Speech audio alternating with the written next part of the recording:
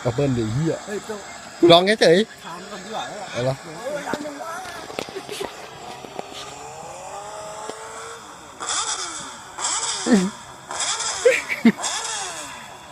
เหมือนว่าเหี้ย รถไม่ขยับเลย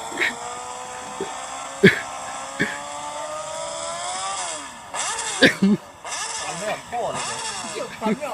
เกี่ยวฟันเหยินดีกว่า ไอ้สัตว์มึงไม่ไปเนี่ย